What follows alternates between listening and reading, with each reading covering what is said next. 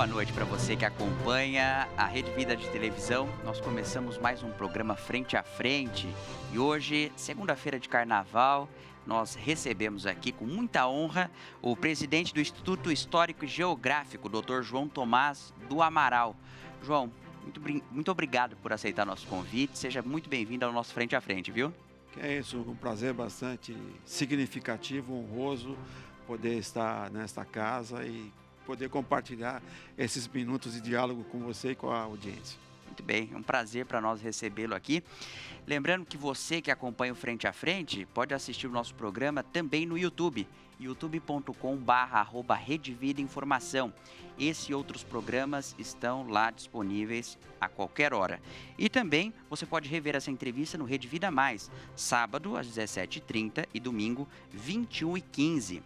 Eu comecei o programa falando que o João é presidente do Instituto Histórico e Geográfico de São Paulo, mas ele também é doutor em Matemática e Ciências pela USP. Ele é graduado em Matemática, Engenharia Civil e Pedagogia, mestre em Matemática Pura pela PUC de São Paulo, já lecionou e coordenou diversos departamentos e áreas, é fundador e sócio da Sociedade Brasileira de Educação Matemática, é um amante estudioso do chorinho, e apresenta pela Rede Boa Nova de Rádio o programa Chorinho Brasil. É um currículo extenso, né, João? A gente conversava aqui antes do programa começar, falando um pouco sobre o Instituto Histórico Geográfico, que a grande parte do nosso programa vai ser dedicado a esse tema, porque o Instituto fez no ano passado 130 anos. Então, ele está ligada à história do desenvolvimento da cidade de São Paulo de modo intrínseco, né? E eu quero começar explicando para quem nos assiste no Brasil todo o que é o trabalho do Instituto, quando ele foi fundado, qual era o objetivo e como esse objetivo tem sido feito no dia a dia atualmente. Bom, a questão do Instituto Histórico e Geográfico de São Paulo, como nós conversamos anteriormente, é um momento bastante significativo da história da cidade, do estado e do país, porque é um momento em que a cidade de São Paulo e o estado de São Paulo começam a se organizar institucionalmente. Até então, a cidade só tinha uma instituição que era de caráter classista, que perdura até hoje, que é o Instituto dos Advogados de São Paulo, que é de 1874. Existe um hiato aí de praticamente quase 20 anos, e aí, em 1894, surge o Instituto Histórico e Geográfico de São Paulo. Porém, é importante entender que, no período imperial, foram fundados 4 institutos históricos e geográficos.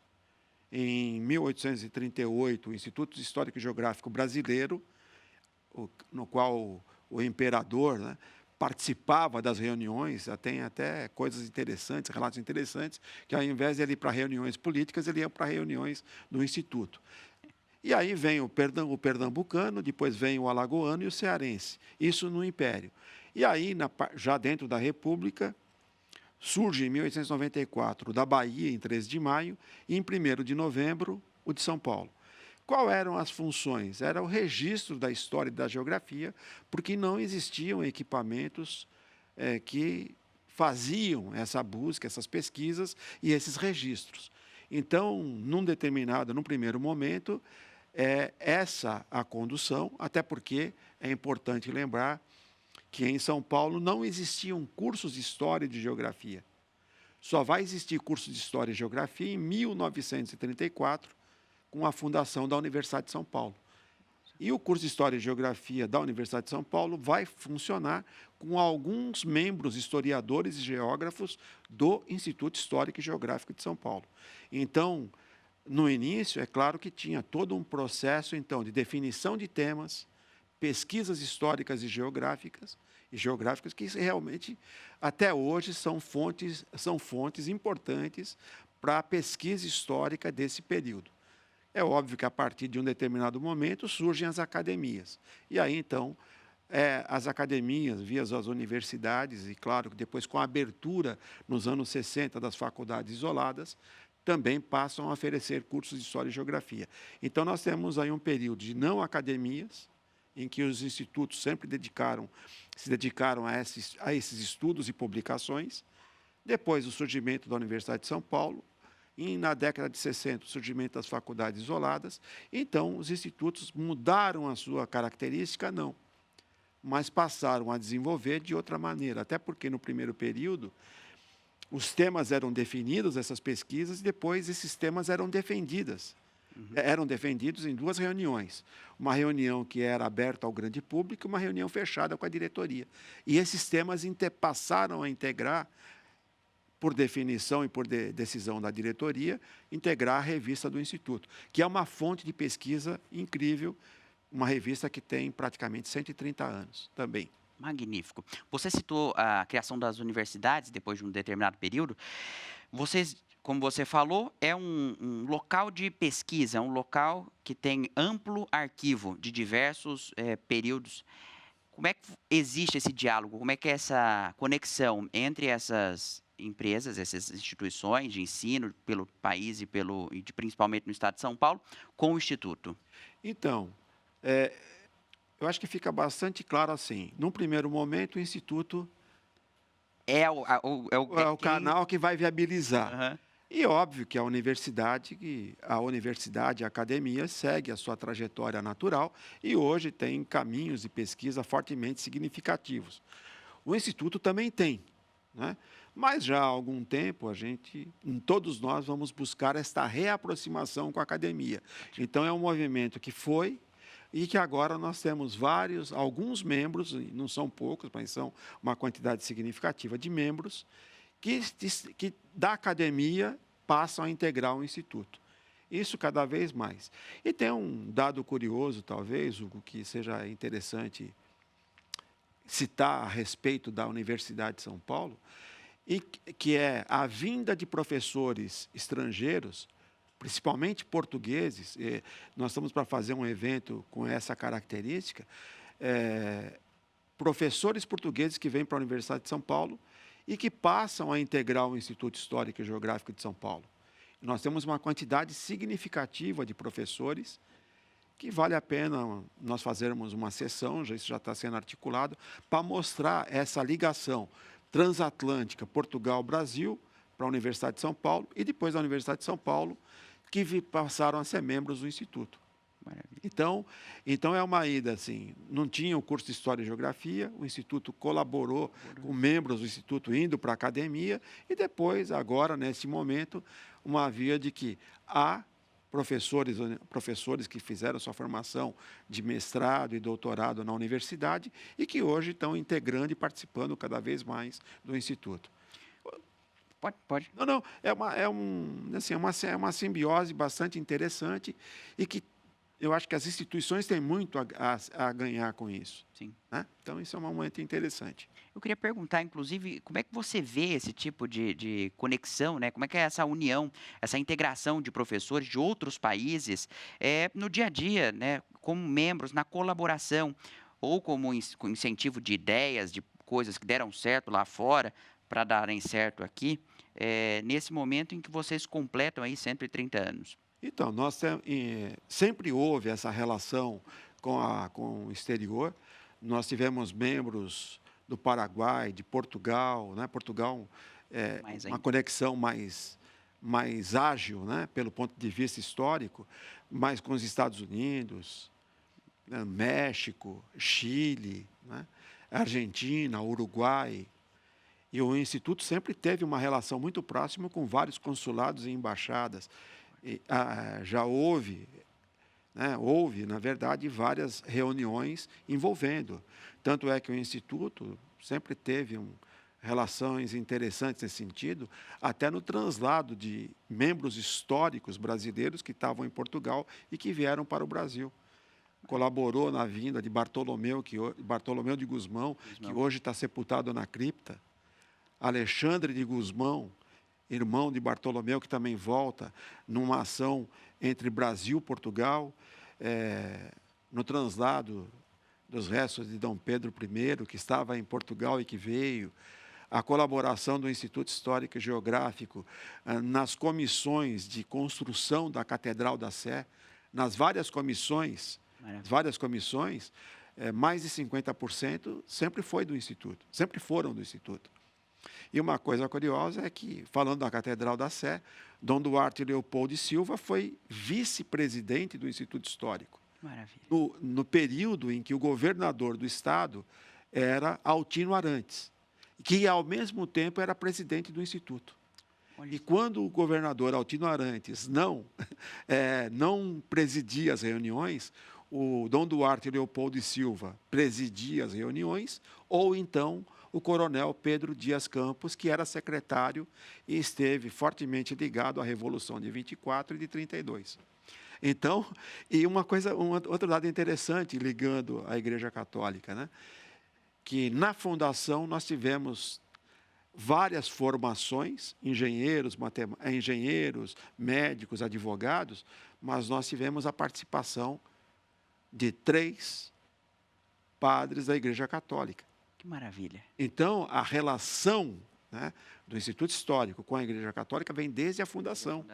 Esses 3 membros eclesiásticos são nomes de rua da cidade. Um deles era professor da Faculdade de Direito. E hoje, a trajetória segue, e hoje, né, o nosso arcebispo, Odilo. Dom Odilo, é membro também. Passou por Dom Evaristo Arnes, Cláudio Umes e assim vai. Então, a relação com a Igreja Católica é desde a fundação e até hoje. E você me contou um dado muito interessante de um membro que tem tudo a ver com a Rede Vida, que é o nosso fundador, João Monteiro de Barros Filho, que também é membro de vocês desde 2004. Desde 2004. Bem, que maravilha.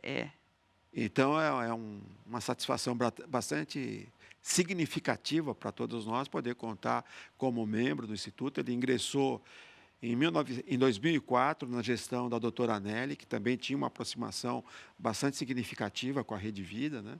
Faleceu há 4 anos. E essa relação, com certeza, é uma aproximação entre a doutora Nelly e o João. E que mostra que o Instituto ele busca dialogar com a sociedade civil mesmo, de fato, né, com pessoas dos mais variados segmentos. O seu João era um jornalista e viram aí essa conexão necessária, né? Sim, tanto é que o Instituto tem formações pelo ponto de vista da formação acadêmica, das mais variadas formações. Até lembrando que, embora o Instituto seja histórico e geográfico, né, lembrando que essas formações eram formações que não existiam de fato. Eram advogados que trabalhavam na história, eram engenheiros que trabalhavam com história, eram literatos, poetas que trabalhavam com história ou geografia, né? Então, é a partir do momento em que você tem uma formação acadêmica que passam a ingressar. Mas, até hoje, nós temos membros que têm determinada formação e se interessam fortemente por história e geografia. E membros que, por exemplo, estão no país e membros correspondentes que estão fora. Tanto é que nós tivemos o lançamento recente, o ano passado, de um livro sobre as cidades invisíveis da nossa correspondente internacional, Margherita de Thomas, da Itália. Ela faz pesquisa no Brasil e lançou o livro primeiro na Itália do que aqui. Então, ela fez uma tradução. Então, existe esse ecletismo, que são jornalistas, né, que estão no exterior. Temos historiadores, temos matemáticos que estão fora, mas que se interessam por história da ciência, por história da matemática, né? Maravilha. Então, quando nós falamos de história, tem toda essa amplitude. E o Instituto Histórico, vamos dizer assim, é esse grande guarda-chuva que abrange todas esses interesses com formações distintas. Dentro do Instituto tem um acervo muito significativo do período da Revolução de 32. Tem. Como é que esse acervo é preservado e de que forma as pessoas podem acessar ele e saber um pouco mais sobre esse momento tão significativo para a história do Brasil, mas que talvez fora do nosso estado as pessoas pouco conheçam e passem a entender um pouco esse momento? Então, acho que o Instituto tem praticamente parte de um andar completo que é dedicado ao Memorial de 32. Esse acervo foi constituído pela família Burru, pelo professor José Celestino Burru, esposa, mas a família Burru está no Instituto já indo para a 4ª geração, porque um dos idealizadores foram os idealizadores do Instituto que trabalharam para a Fundação, que vieram trabalhando antecipadamente, são 3, né? Antônio Toledo Pisa, um engenheiro paulista, um médico cearense, Domingos Jaguaribe, e um franco-brasileiro, advogado, formado pela Faculdade de Direito da cidade de São Paulo, né? E que era francês e que se naturalizou brasileiro, que era o Estevão Leão Burru. Então, desde Estevão Leão Burru, a família está presente. Constituiu esse acervo e esse acervo está. Tem uma boa bibliografia, tem um bom acervo bibliográfico e temos vários equipamentos, né, do período que podem ser visitados. Então, é um espaço completo que o pessoal pode visitar. Segundo consta, não é o único, mas é um dos melhores da cidade e do estado. E continuamos recebendo doações desse período. O ano passado recebemos duas doações, inclusive uma delas contendo várias partituras de músicas que foram desse período. Que maravilha. Agora estamos recebendo também uma outra doação com documentos. Então, existe assim ainda pessoas, famílias que têm guardado esse material, que é de parente, às vezes um avô, um tio-avô, sei lá, né? E que acabam procurando o Instituto. Então, até instituições que poderiam receber, indicam o Instituto para receber. Nós tivemos uma doação que foi procurada uma instituição e que depois foi a Universidade de São Paulo, que depois indicou, encaminha para o Instituto Histórico e Geográfico de São Paulo. Então, é um momento importante que muitas vezes as pessoas desconhecem e que, ao tratar de 32, é possível vincular com a Revolução de 24, né, que tem uma certa ligação. E uma coisa curiosa é que o Instituto Histórico e Geográfico de São Paulo, falando em 32, Hugo, o Instituto Histórico e Geográfico, como instituição e através dos seus membros, o Instituto teve participação muito ativa nesses eventos. Tanto é que, recentemente, nós fizemos um trabalho conjunto com o Instituto de Geografia e História Militar do Brasil sobre as revoluções, e eu acabei apresentando, começou no Rio, terminou em São Paulo, 5 sessões. Eu apresentei um dos temas eu apresentei sobre aquilo que foi desenvolvido dentro do Instituto Histórico e Geográfico de São Paulo no âmbito da Revolução de 24 e 32.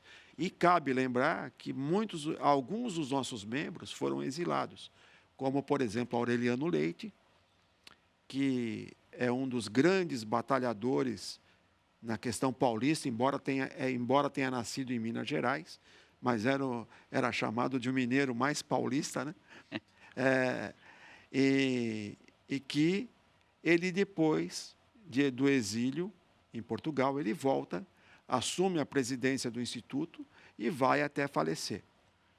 E nós também fizemos um evento com a Câmara Municipal de São Paulo, onde foi tratado a figura do Aureliano Leite, no que tange a questão da doação do acervo dele.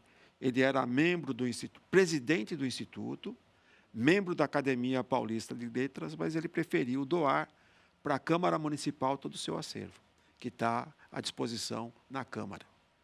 Voltamos com o programa Frente a Frente, conversando com o Dr. João Tomás do Amaral, ele que é presidente do Instituto Histórico e Geográfico de São Paulo. No bloco anterior, Dr. João, a gente falava sobre os 130 anos, comentei que a instituição faz 130 anos e, obviamente, uma data tão significativa merece comemorações.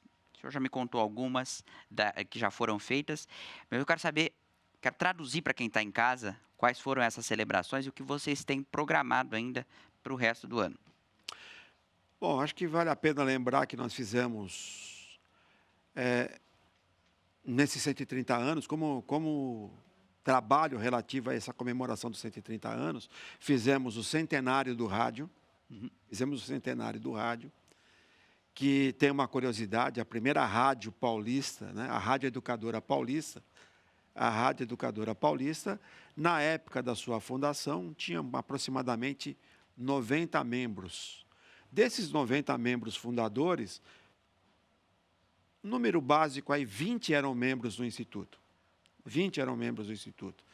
E são membros que tiveram outras participações fortemente interessantes na história da cidade, que estavam também vinculados à Faculdade de Direito Largo São Francisco. Nós fizemos também um evento em homenagem aos 200 anos da independência de São Paulo, do Brasil. Nós recebemos uma comitiva internacional, numa parceria também com o Instituto de Geografia e História Militar do Brasil, que terminou em São Paulo, num evento muito grande. Essa comitiva internacional, ao chegar em São Paulo, teve todo o acompanhamento, desde a chegada pela manhã, a visita no Museu Paulista, que estava para inaugurar, depois um almoço ali no centro histórico da cidade, visita à Catedral da Sé, e depois um evento à tarde no auditório do Instituto e à noite no Círculo Militar. Então, foi um evento cheio. E nós tivemos, assim, uma ajuda bastante significativa da Guarda Civil Metropolitana da cidade, que acompanhou a comissão o tempo todo que esteve em São Paulo até eles se dirigirem a Minas Gerais. Chegaram no Ipiranga com acompanhamento, ficaram junto, deram maior atenção. Em virtude disso, nós recebemos algumas cartas dos membros internacionais do Brasil, no Brasil e de fora, principalmente de Portugal, e nós fizemos uma sessão em homenagem a essa participação da Guarda Civil Metropolitana. Então, centenário do rádio, fizemos um evento ano passado também, dentro da comemoração, que foi uma homenagem, foi no dia do aniversário da cidade de São Paulo, em que nós homenageamos 2 grandes instrumentistas, um carioca, Valdir Azevedo, e o Roberto Barbosa, o canhotinho do Demônios da Garoa. Que maravilha. E por quê? Por que nós homenageamos o Valdir Azevedo no dia do aniversário da cidade, sendo um carioca? Por que houve essa homenagem? Por que houve essa homenagem com a entrega da medalha da fundação do 4º centenário da cidade? Porque o Valdir Azevedo tinha um apreço muito grande pela cidade de São Paulo. Embora carioca, ele tinha um apreço muito grande, como também o Altamiro Carrilho. E uma curiosidade é que em 1978, ele grava um disco aqui na cidade de São Paulo. Ele fala: eu devo essa homenagem à cidade. Sempre os paulistas sempre me receberam bem, os paulistas me receberam bem, e eu nunca gravei um disco em São Paulo, é a primeira vez que eu vou gravar. E nesse disco ele grava um choro chamado Flor do Cerrado, que ele compõe dentro do avião, vindo de Brasília para São Paulo. Ele já tinha preparado toda a gravação. E aí, então, ele termina essa composição dentro do estúdio de gravação aqui em São Paulo. E ele, então, nós não conhecemos uma outra informação de composição, e nesta particularmente, quando eu digo nenhuma informação, é sobre a data da composição. E nesta ele escreve: compus esta gravação exatamente em 20 de setembro de 1978. Isso está na contracapa do disco. E aí vem uma outra história, que é o quê? Que é uma segunda gravação em São Paulo do disco. Ele manda todas as informações no disco, para que quando ele chegasse em São Paulo, estava tudo pronto. E aí, então, isso foi em 1980. 15 dias antes, ele manda todas essas informações para São Paulo, e ele estava prestes a gravar esse disco, só que 15 dias antes ele tem um mal súbito, um problema de coração, e aí ele é trazido de Brasília para São Paulo. Sim, aí ele vai ser tratado na Beneficência Portuguesa, só que exatamente no dia 20 de setembro de 1980, ele falece em São Paulo. Caramba, e você uniu a história a uma paixão sua, que é o chorinho, né? Eu percebi enquanto você respondia que você já uniu 2 paixões, a história, a educação e o choro numa homenagem. E aí? Mas aí tem a outra parte, por que o canhotinho? O Roberto Barbosa, que integrou o Demônio da Garoa, desde o grande sucesso inicial do Trem das Onze, Das 11. com a gravação dele, com a entrada dele no conjunto, que aí explode, né? E Trem das Onze ganha o Carnaval do Rio de Janeiro. Por que o canhotinho? Porque aí a gravadora convoca o canhotinho para gravar o disco que o Valdir Azevedo não gravou. Inclusive, tem um disco que é Luz e Sombras, que tem as falas do Valdir Azevedo, dando todas as informações para a gravação. Isso foi preservado. Que maravilha, muito bom saber esse, Então, esse bastidor da música, que não estava planejado na entrevista, mas é muito significativo isso, e porque faz parte da nossa história. da história, É, entendeu? Então, como é que nós homenageamos o carioca? Pô, ele tinha um apreço muito grande pela cidade, pela história da música da cidade. Quando ele comemora 30 anos de carreira artística na gravadora Continental, onde foi o show? São Paulo. Teatro Municipal de São Paulo. Que maravilha.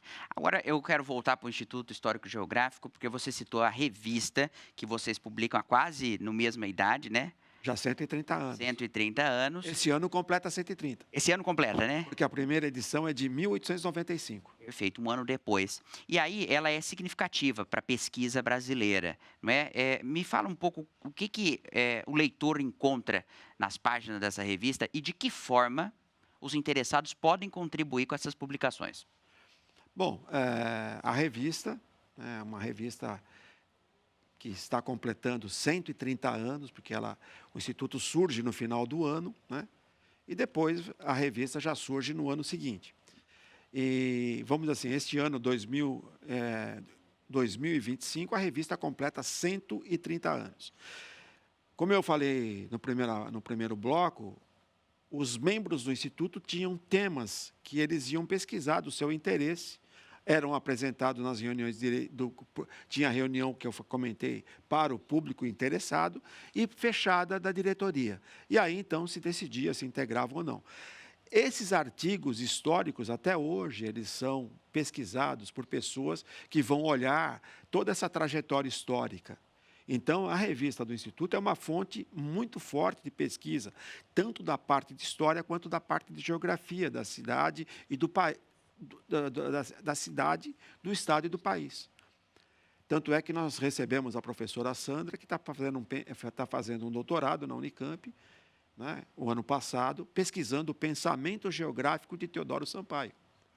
Que maravilha. E nós temos hoje, nós comentamos no primeiro bloco sobre os acadêmicos, existem vários acadêmicos referenciais para a história que fizeram trabalhos de conclusão de curso, teses de doutorado, né, de mestrado, dissertação de mestrado, tese de doutorado.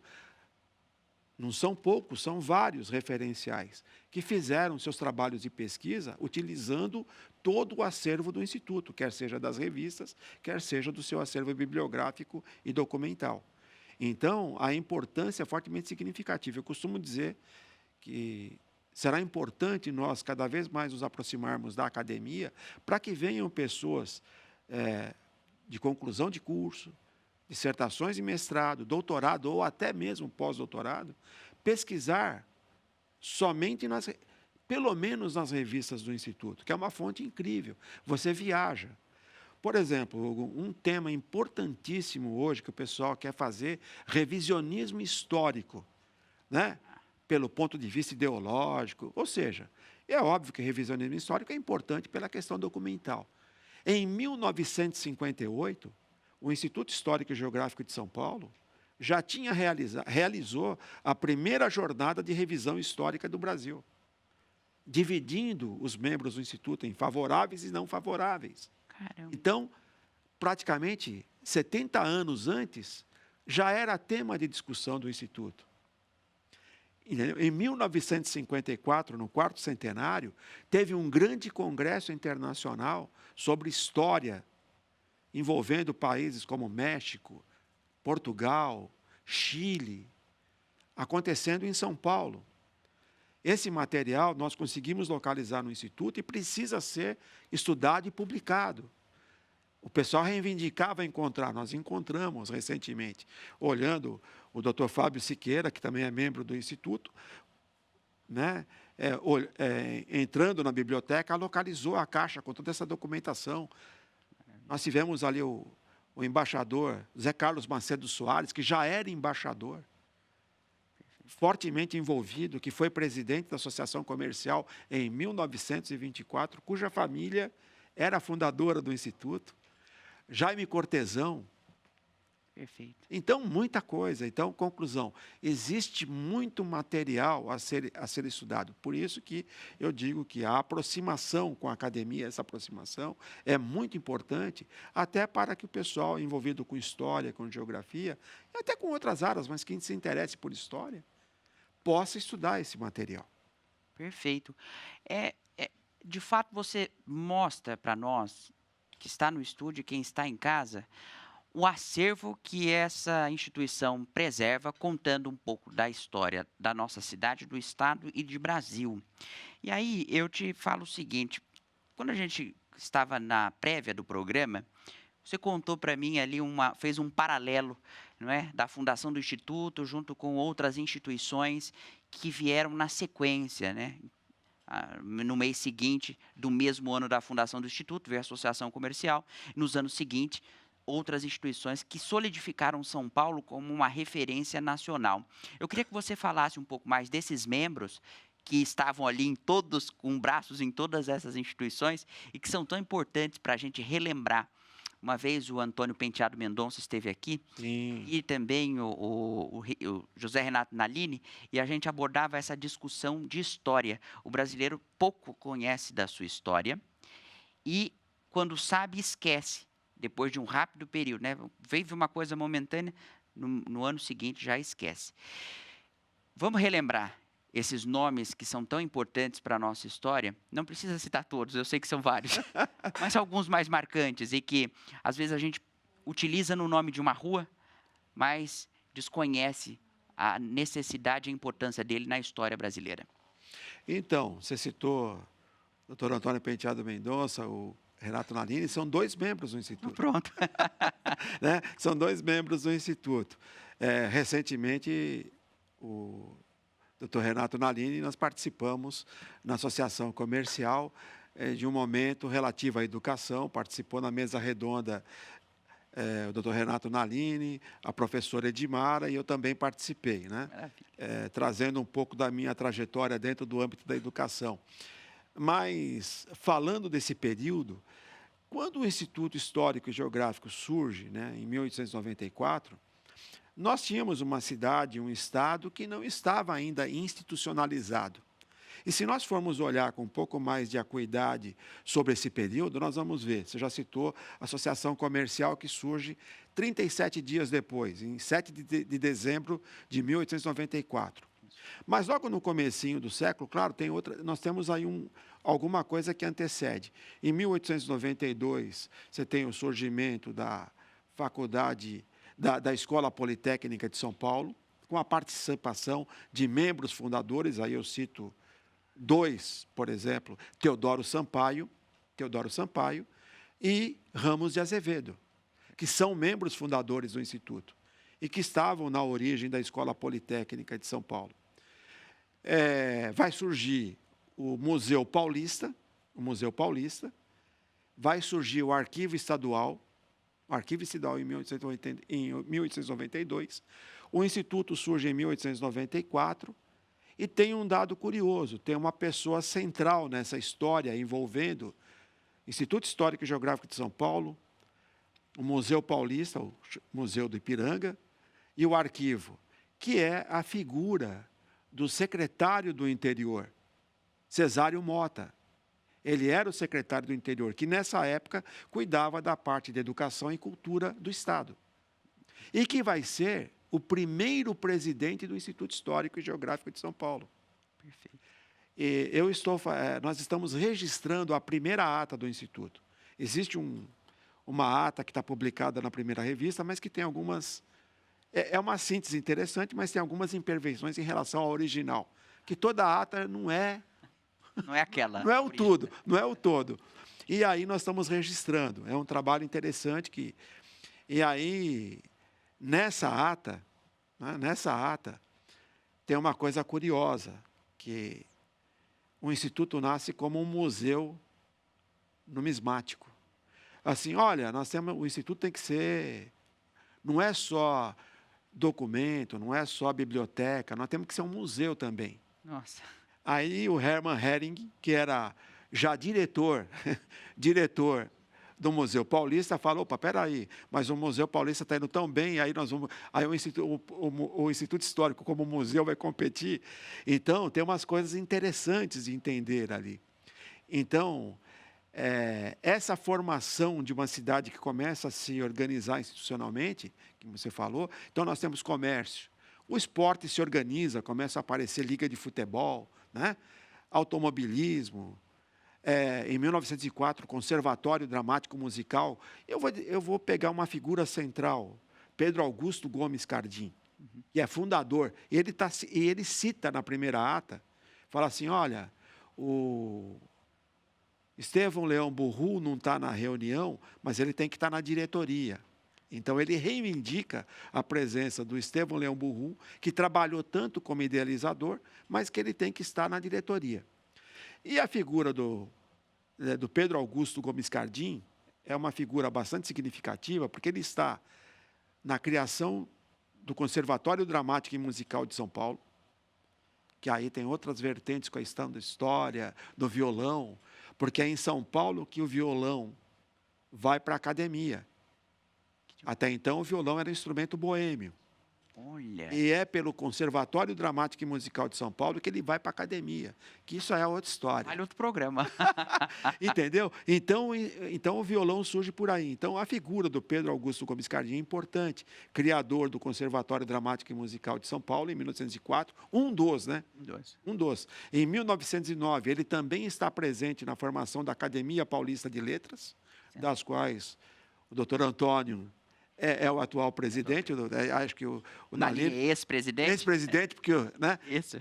ex-presidente, né, recente, né, e vai estar também na fundação da Academia de Belas Artes, vai estar na Academia de Belas Artes junto com José Vasti Rodrigues, com Benedito Calixto, que eram membros do Instituto, e que vão criar a Academia de Belas Artes, que vai desembocar no atual Centro Universitário Belas Artes hoje, que está com a figura do Dr. Paulo Augusto Gomes Cardim. Que demais. E aí o que acontece? Nessa história toda, é importante lembrar essas figuras. José Vasti Rodrigues criou o brasão da cidade de São Paulo junto com o Guilherme de Almeida. O brasão do Estado é criação dele, que está lá no Instituto, pessoas, né? Então, nós temos figuras incríveis. É importante lembrar uma passagem interessante, que quando se cria ou se constrói o viaduto do Chá, tinha pedágio. Hã? Tinha pedágio. Pagava para passar? De um lado da cidade para o outro. E quem é que acaba com o pedágio? Pedro Augusto Gomes Cardim, porque ele foi vereador, intendente da cidade. E é ele que acaba porque a população reivindicava não pagar o pedágio na travessia de um lado do centro para o Chá. Que incrível isso. Eu preciso estudar mais e eu quero que você volte para contar mais dessa história, que eu gostei muito desse período. Voltamos para o último bloco do programa Frente a Frente. E eu já convido o senhor, Dr. João, para que o senhor volte, porque falta muita coisa para a gente falar. Né? Eu sei que a gente não consegue, em um único programa, contar tanta história e falar sobre tantos temas muito agradáveis para nós e para a nossa audiência. E eu não posso encerrar o programa sem falar de algo que também está ligado ao senhor, que é a fundação da Sociedade Brasileira de Educação Matemática.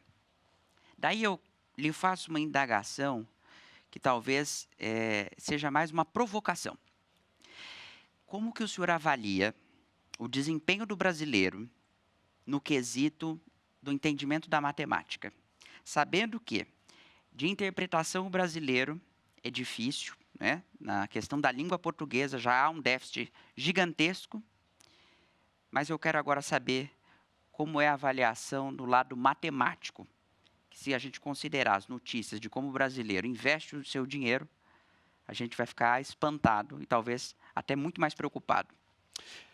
Então, a questão que envolve o ensino da matemática já vem sendo conversado há muitos anos, né? Tanto é que, ao longo da década de 50, 60, haviam congressos sobre ensino. E o mundo discutiu isso. Só que na questão brasileira, nós tivemos aí alguns momentos em que tudo isso aconteceu. Então, vinha um movimento de preocupação com referência à questão do ensino de matemática e, vamos dizer assim, os baixos resultados. Isso, década de 50, 60. O último congresso que houve nessa linha, se não me falha a memória, foi em 65, dentro do ITA, em São José dos Campos, que discutiu. Depois, esses encontros pararam. Depois vem um movimento da que se chamou matemática moderna, e o pessoal achava que a matemática tinha mudando, tinha uma matemática antiga, uma matemática moderna. Só que a chamada matemática moderna era uma visão de ensino de matemática aplicada com fundamento na teoria dos conjuntos. Na teoria dos conjuntos. Porque até então as coisas vinham sendo abordadas, então você resolvia uma equação. Então você tinha um resultado da solução. Depois passou a se chamar conjunto-solução. Só que isso vinha com fundamento. E aí o movimento da matemática teve também aí um período bastante significativo e autores importantíssimos. Uma das grandes referências desse período, né, o professor Oswaldo Sangiorgi, que eu tive a oportunidade de, né, participar com ele em vários momentos e participou de vários encontros de matemática que eu acabei coordenando. O professor Scipione, eu tive a oportunidade de compartilhar bastante com o professor Benedito Castrucci, principalmente os últimos 15, 20 anos, fizemos palestras juntos, e um dos últimos momentos de contato com ele foi uma palestra que nós fizemos no Teatro Arthur Azevedo, na Moca, para professores da prefeitura, ele falando sobre a questão da matemática moderna e eu falando sobre os descuidos, né, na matemática elementar. Você pensa que está aplicando um conceito corretamente e você tem um deslize, tem um descuido. E aí nós fomos almoçar e nós saímos dali com a ideia de nós escrevermos um texto sobre críticas matemáticas. Não deu tempo, porque no dia 25 de dezembro eu me encontro com ele, porque ele estava hospitalizado, o professor Benedito Castrucci. Eu tinha uma viagem para o Espírito Santo, falei, eu volto no início de janeiro, logo nos primeiros dias. E aí, no dia que eu volto, dia 2 de janeiro, eu me pego com um telefonema de uma amiga, me interpelando de forma veemente, com algumas palavras não muito agradáveis, que eu não tinha avisado ninguém. Eu falei, mas do que você está falando? Né? Não, você não avisou que o professor Castrucci faleceu. Eu falei, eu voltei ontem para começar a trabalhar com ele hoje. Né? Então, nós temos esses períodos de pessoas significativas. E o professor Castrucci foi um combatente de 32. Demais. Certo? Uhum. E foi um dos grandes professores da Universidade de São Paulo na área de matemática. Né? Pós o ingresso dos mestres italianos. Mas pegando o gancho, então, falando desse período, daquele momento lá atrás, matemática moderna, e aí a gente chega nos anos 80 com o conceito de educação matemática, onde a gente tem uma grande referência, que é o professor Biratã D'Ambrosio, que eu também participei. E aí, nós fundamos a Sociedade Brasileira de Educação Matemática em São Paulo e no Brasil, e em São Paulo eu acabei presidindo, o título era secretário-geral, né, mas a presidência.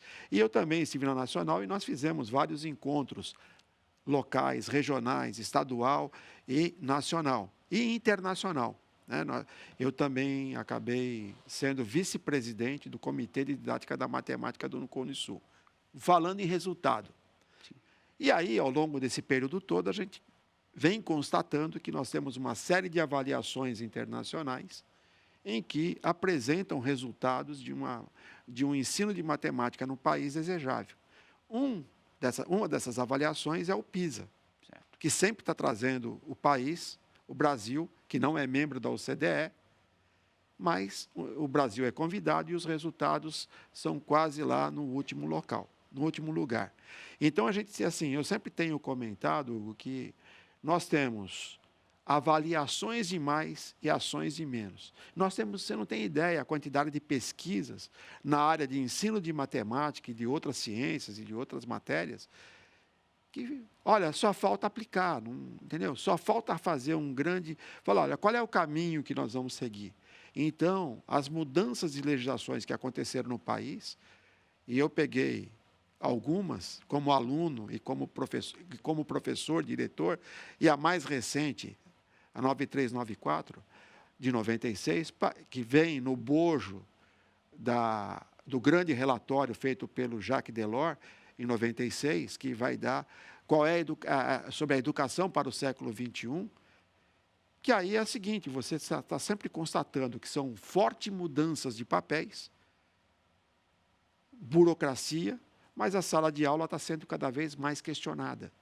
Então, é óbvio que nós temos aí um caminho bastante significativo e uma das coisas que eu sempre coloco é que nós, ao longo desses períodos, nós tivemos a presença de pessoas de fora do país dando orientação ou orientações na educação brasileira, quando nós temos pedagogos incríveis.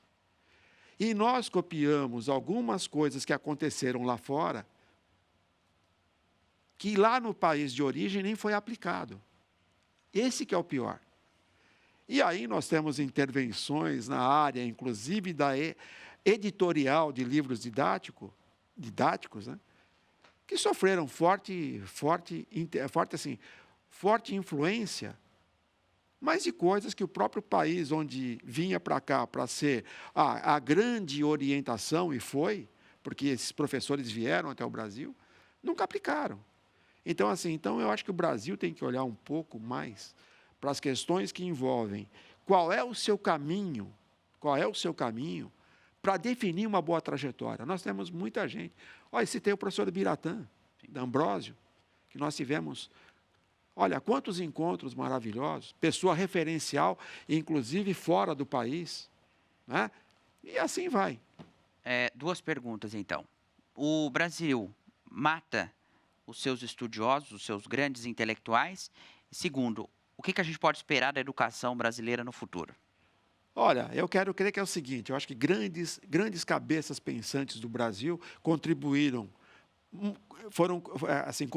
muito mais fora do país e que são reconhecidos fora, como o próprio professor Biratã, tá certo?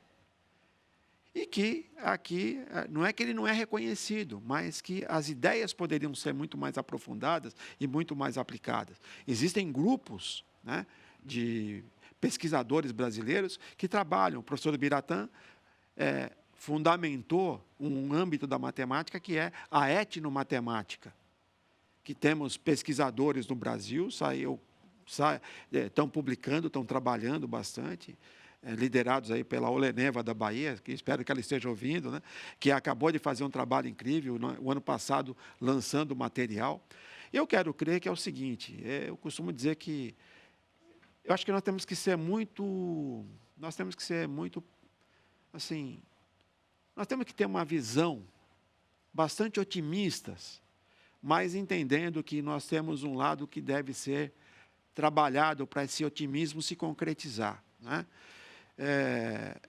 A educação é algo que todo mundo olha para ela como a grande luz no fim do túnel. Eu escrevi isso num artigo. Só que essa luz no fim do túnel tem que ser muito bem cuidada.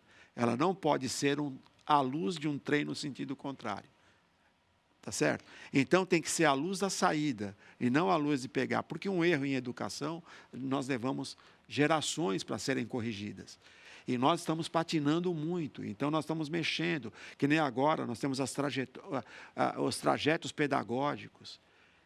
Conversando com amigos que são autores, eu também já escrevi livros, né, de matemática, conversando com autores, nós estamos num momento muito, muito cuidadoso, porque as indicações vão acontecendo, só que toda a dinâmica, às vezes, não compreende essas mudanças. Então, existe uma incompreensão por parte da editora, do autor que é cobrado para escrever aqui ou acolá, só que não atende. A escola, que, por exemplo, tem tido um prazo, inclusive, para se adequar à nova base comum curricular, só que aí o que acontece? Está desamparada. E aí o que faz? Volta ao processo anterior, com algumas modificações, achando que é um novo. Então, nós temos que ter, na verdade, um olhar, né? Você vê um país que tem um plano decenal, um plano que é decenal de educação, que, às vezes, um dos mais recentes demorou 15 anos, quando você já deveria ter, num outro, iniciado o estudo para o próximo. Então, conclusão, nós temos aí um olhar... Uma coisa agora que foi pensada lá atrás, sendo que 15 anos é um período de mudança significativa. Se a gente pegar a evolução da educação nos últimos 15 anos, foi estrondoso, principalmente pós-pandemia. E uma coisa curiosa, Hugo, é o seguinte, né? Olhando essa trajetória, participando, porque eu sempre fui professor, embora engenheiro, né? Engenheiro também, mas trabalhando como professor, dirigindo escola de ensino médio, as mudanças de papéis, essa mudança burocrática que deixou, nós vemos que existem escolas que têm excelentes projetos, tanto no mundo particular como no mundo público, ou seja, existem ilhas de excelência como existem ilhas de ruindade, tá certo? Dos dois lados, né? E uma coisa curiosa é que, dentro dessa trajetória toda, tem que se ter um olhar bastante significativo para algo que seja realmente interessante para um país que se quer ser do subdesenvolvido para o desenvolvido e para a referência, né? E que o Brasil pode ter esse aspecto contributivo nesse sentido. E tem gente suficiente para poder fazer esse trabalho. Muito bem. Doutor João, como eu disse no começo desse bloco, o convite para o senhor voltar e continuar contando histórias e refletindo sobre a educação, sobre história e geografia e os trabalhos que o Instituto tem feito, está feito, porque nós não conseguimos concluir tudo nesse programa, viu? Mas muito obrigado. A Rede Vida fica muito lisonjeada de tê-lo como convidado e sua participação no Frente a Frente nos engrandece. Que é isso, eu que agradeço e, com referência à história, eu cito Schopenhauer, que Schopenhauer escreveu que a história está para a humanidade como a razão está para o indivíduo. O Instituto Histórico está à disposição para poder contribuir nesse aprimoramento tanto da história quanto da razão. Muito obrigado mais uma vez pela participação. Parabéns, então, pelos 130 anos que vocês fizeram, né, e continuam comemorando este ano. Não, maravilha. Administrar um jovem de 130 anos não é uma tarefa fácil. Não mesmo. E agradecer a você que acompanhou mais um programa Frente a Frente. E lembrando que ontem, no dia 2, começou o programa Conexões Rede Vida. Eu vou pedir agora para a gente rodar uma chamada do nosso programa e depois eu continuo falando um pouco mais sobre ele. Conecte-se no canal da família. O Conexões Rede Vida chega para levar você aos bastidores dos principais eventos e encontros do Brasil. Reportagens especiais, visitas a instituições, empresas e um tour nos principais encontros do Brasil. Entrevistas exclusivas com nomes da sociedade e um programa que oferece um olhar privilegiado sobre o mundo dos negócios, cultura e filantropia. Estreia dia 2 de março, aqui na Rede Vida, todo domingo às 9h30 da noite. É isso. Todo domingo agora você tem o programa Conexões Rede Vida, às 9h30 da noite, aqui no nosso canal, onde a gente vai poder levar os melhores eventos que acontecem, falando dos mais variados assuntos. Fiquem com Deus. Até semana que vem. Tchau.